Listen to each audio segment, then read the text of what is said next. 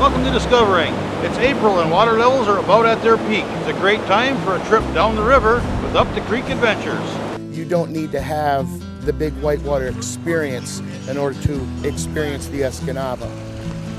That's all tonight right here on Discovering. The secret streams that flow beneath the cliffs of colored stone.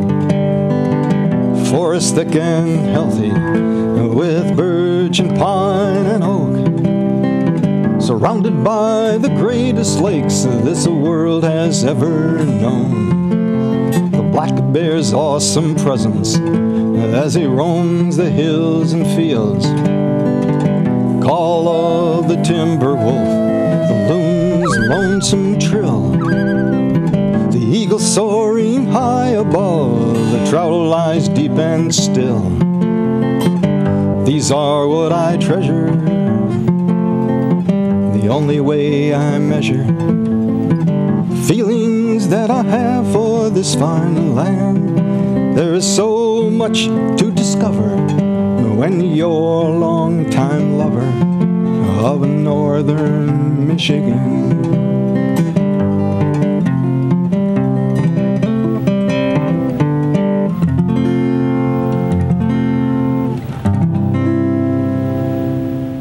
The UP is without a doubt a virtual playground for the outdoors type. There's no end to the ways we can make use of the incredible wonders of nature that surround us. So how do you make use of an early spring, high water, rushing, roaring river? Well, you hop on a raft, grab a paddle, and go with the flow.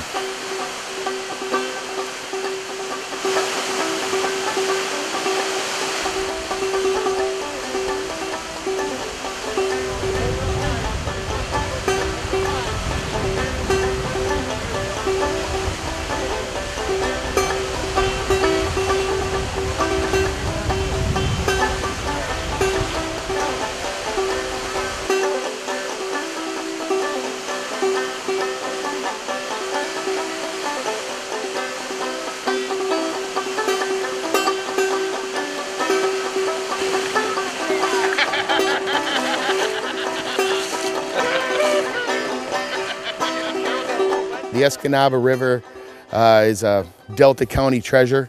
It's something that we've been concentrating on over the last couple of years. Basically, it's a Class 3 river. It is broke into 3 different sections. The top section would be from Boney Falls down to Burnt Camp, and then you have from Burnt Camp down to West Gladstone, and then you have the final section from West Gladstone out to the lake.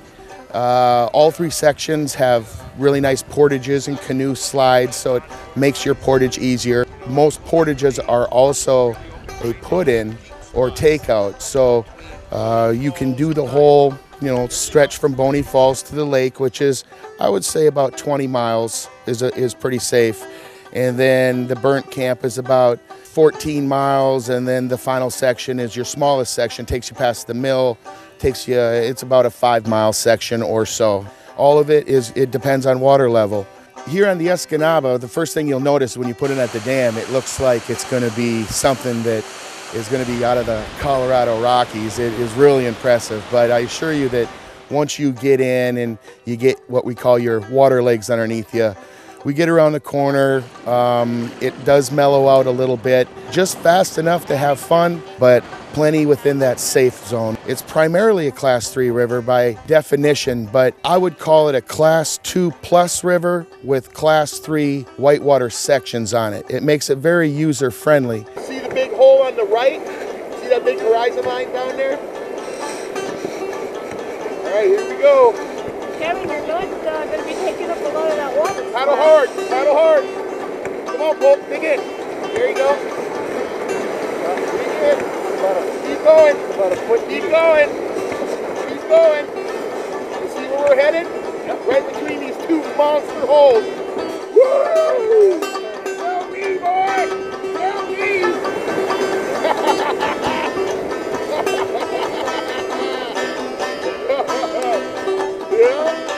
A question that we're asked quite a bit here at Up the Creek is, what is it going to take for me to get down this river? And I guess a good answer would be a good guide, whether that guide be a buddy or somebody like myself that makes a living doing it. Knowing the river is half the battle. It has enough whitewater to keep somebody that's experienced happy, give them enough to work and have a good day on the river, but yet it's calm enough and easy enough to read that somebody that's a novice can go along for the day. You don't need to have the big whitewater experience in order to experience the Escanaba.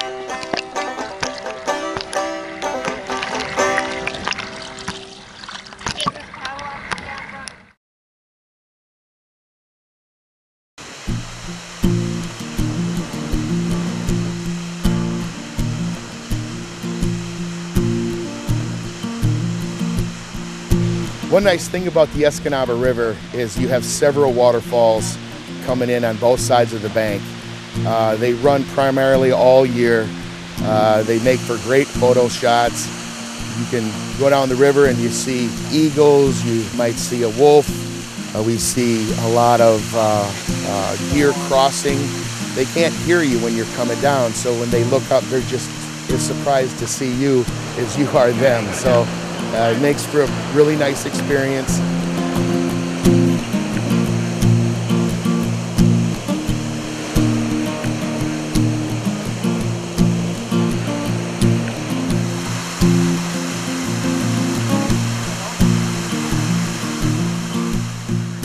One of the hurdles that we have here with the Escanaba is the seasonal water.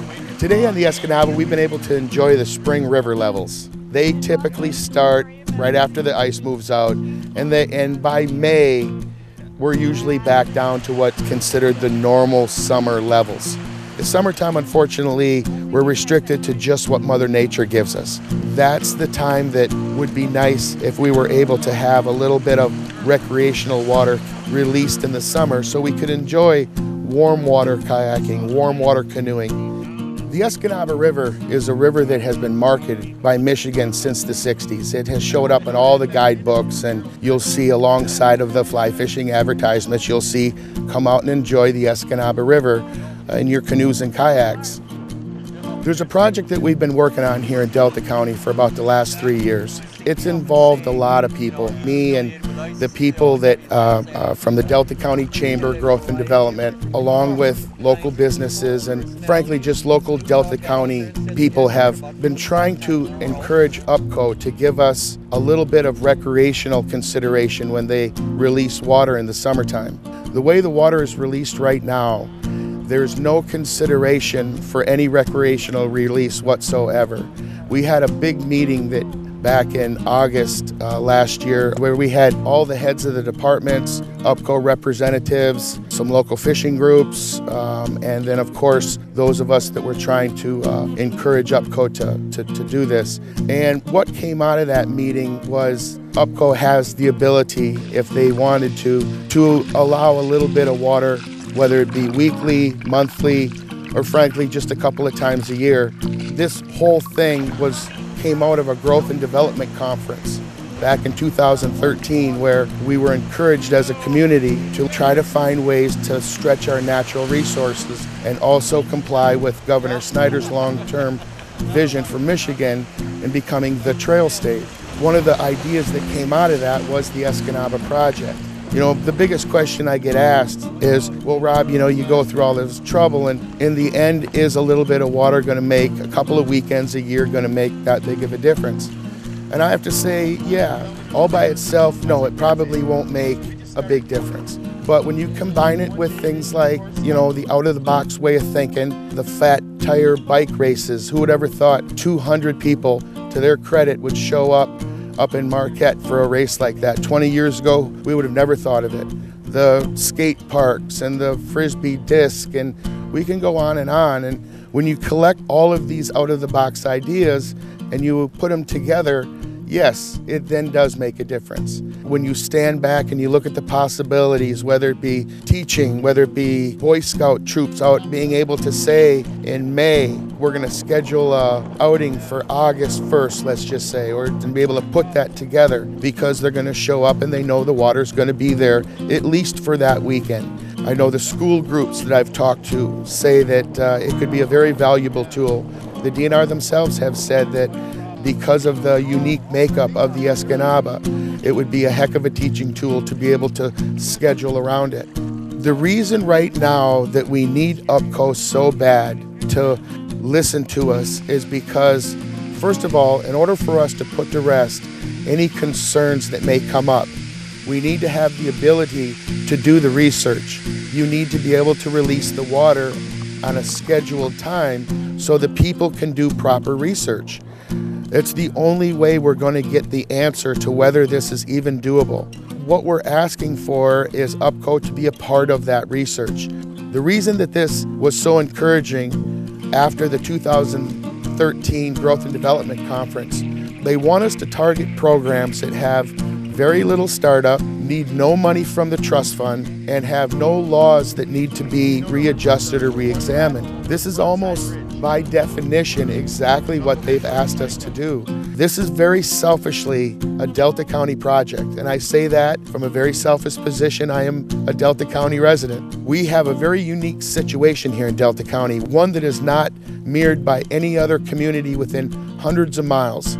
And what I mean by that specifically is we have the ability here in Delta County to provide a Class 3 whitewater section in the middle of the summer when all the other rivers in Upper Michigan that don't have the ability to release water are dried up. Anybody that's ever fly fished, anybody that's ever took a tube ride can look down a river and you can see that there's usually a path. On the Escanaba, we're asking for just enough water to be able to utilize that path.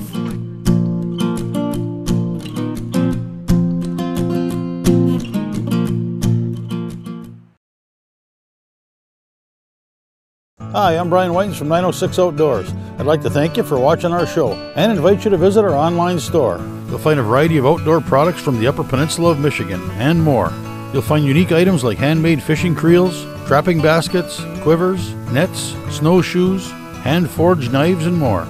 Top quality products like Hidden Hunter portable blinds, Rapid River knives, fishing tackle, Stormy chromers, and food products too. Check us out anytime at 906outdoors.com. And again, thanks for watching.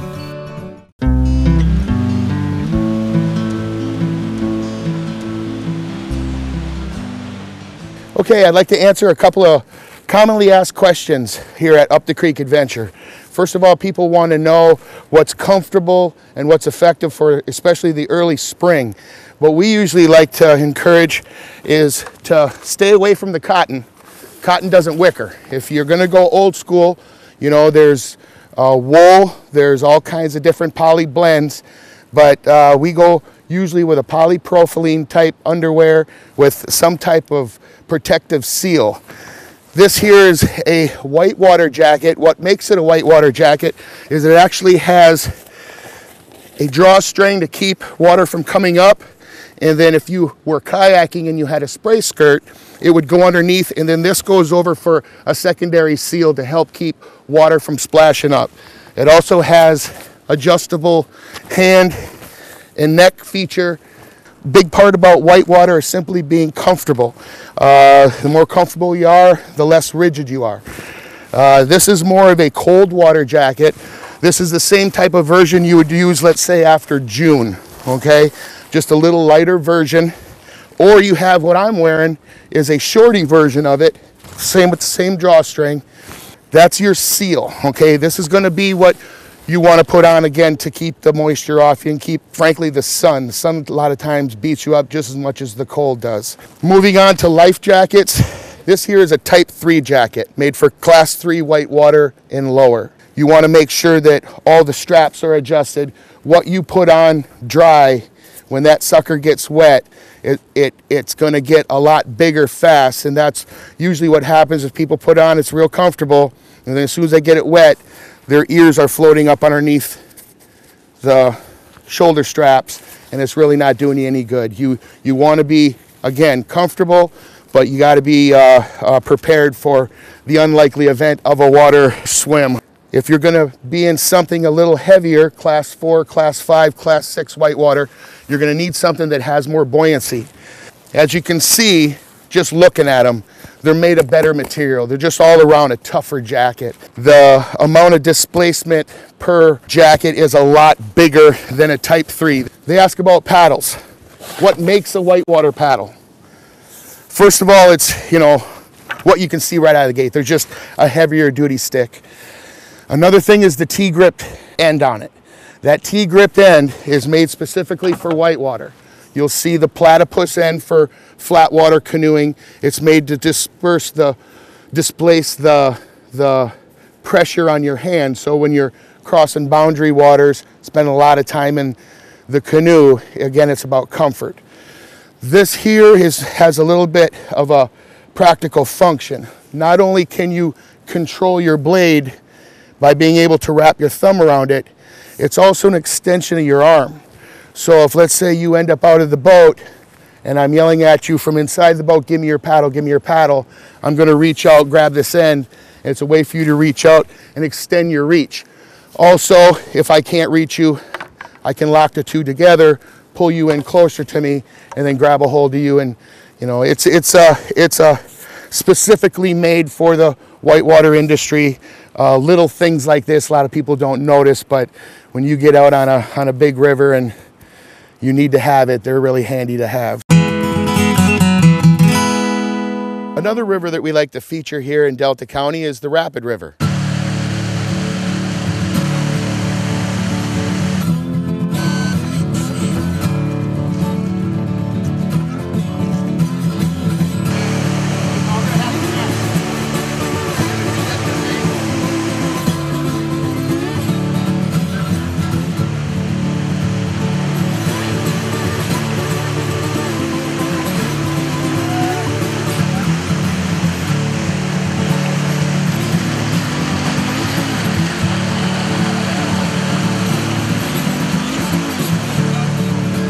One of the things that makes the Rapid River unique is how small it is, how intimate it is. You don't get to go down the river side by side. Everybody pretty much has to single file. It has very aggressive dog legs in it, has a lot of rapids. One of the things that people mention when we get off the river, and it happens a lot, is they had no idea that there was this much action on the Rapid River. From the Dutch Mill Falls down to US 2 has turned out to be quite a little river. The difference between the Rapid River and the Escanaba is the amount of turns in it, the size of it, of course, and the fact that it's a lot deeper and has a lot of sediment in it. The Escanaba is granite bottom, has very little sediment, very little plant life, if any. The Rapid River, small, intimate. What we've been trying to show you is the variety of rivers we have here in Delta County. You have a river like the Rapid River, which is in the woods, it's covered, very personal. Then you have the rivers like the Ford and the Escanaba, which are a lot more open, a lot more scenery.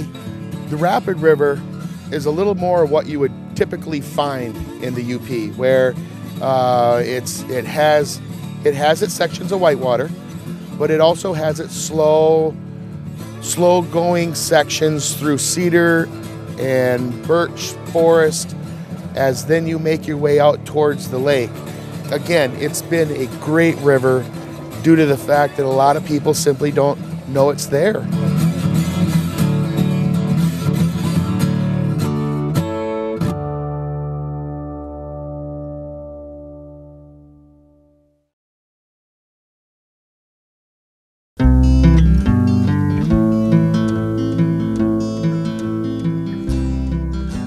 The beginning of spring means it's time to go through the tackle box and get ready for the upcoming seasons. Here's some tips from fishing guide Mike Mladenik about topwater baits for bass. When it comes to topwater fishing, every smallmouth fisherman or bass fisherman has their favorite topwater baits. That's good, but it's easy to get stuck in that rut where you're always using the same bait all the time. This is my favorite one. If I had to pick one when I'm fishing for smallmouth, it's a Hubs Chub. It's got a prop on it, got a lot of noise, got a rattle. I pop it, it drops vertically into the water, and I've got that shake. most of the time I can just annihilate the fish on this. I work it slow, I pop it, drops vertically, the red feather tail here, pop it again, it drops back down, drives the smallmouth nuts, but some days they don't take it. What do I do then? Well, the first thing most people say, I'm going to change color. You know, I'm going to go to something that's color's not working. I don't change color. I go to a different type of bait. Then I'll switch. I use a lot of poppers too.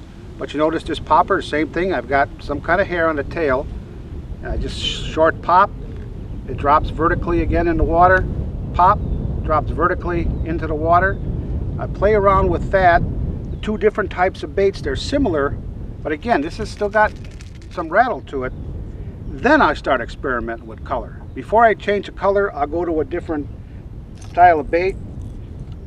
Black bait, if ever you're fishing topwater, clear lake or a river, whenever it's overcast, maybe you got a slight drizzle, I want to use a black bait, all those bright colors, white even, or that sounds good, but stay away from that. Low light conditions, even towards evening. Sometimes you're hitting them with a topwater. Maybe I'm using this orange all day long, and all of a sudden it gets a little dark towards evening. They stop hitting that orange, but I'll throw out a black bait, and all of a sudden they start hitting that. So even if you fish at night, you want to use black. And another thing, don't hesitate to downsize. Sometimes, you know, they just don't want to take that bait anyway. This popper might be great if they're somewhat aggressive, but you get a cold front, maybe a weather change or something. I'll even use a little tiny little popper like that, and I can catch 20-inch fish with that too. So vary with your different size of the bait. Yeah, you can play with a different color, but size, action, there's a lot of variables in the type of bait that you choose for the day. Well, that's about it for this week. I'll leave you now with some of the sights and sounds of spring in the UP.